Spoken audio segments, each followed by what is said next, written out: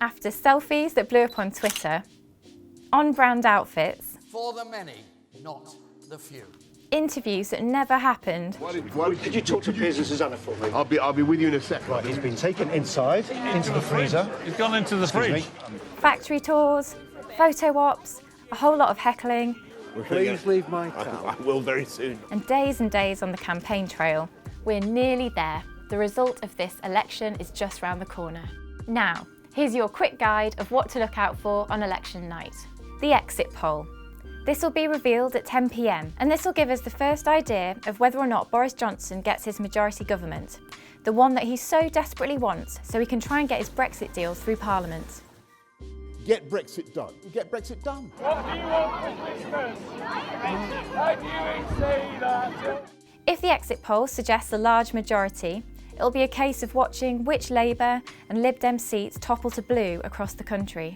Watch out for Workington in Cumbria. That's the home of the so-called Workington man, your older, northern, white, Leave-supporting male who typically lives in a rugby league town. That's the exact kind of voter that the Tories need to get this majority. The exit poll might also indicate a hung parliament, and then things might get even more tense. If the Tory lead in the polls narrows to just 6 points ahead of Labour, then we're in hung parliament territory.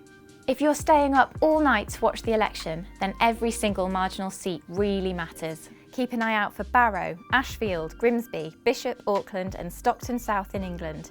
In Scotland, look out for Stirling and Glasgow South West, and generally how many seats the SNP get, as well as how much influence Labour loses. In Wales, Wrexham and Allen and Deeside will be the ones to watch. And in Northern Ireland, the DUP's Nigel Dodds, a powerful voice on Brexit for the past few years, could lose to Sinn Féin in Belfast North. There are also 51 ultra-marginal seats with a majority of less than 2%, so things could be really interesting there, and you might even see some recounts taking place. Another scenario is a Labour majority or a Labour minority government. Now, the polls don't predict this, but what isn't really being talked about is the impact of the youth vote. We could be hurtling towards another youthquake. Young people tend to vote Labour, and this year 2.7 million people registered to vote under the age of 35. Social media's played a really big part in getting people signed up, and Labour have also had a string of celebrity endorsements. I cannot possibly vote for anything other than Labour. The squeeze on the Lib Dems is also supposed to work in Labour's favour. You'll hear loads about the Red Wall on election night. These are those old Labour heartland seats in the North and the Midlands, old coal towns, old factory towns. The Conservatives are trying to breach that wall. And then there's the Portillo moment.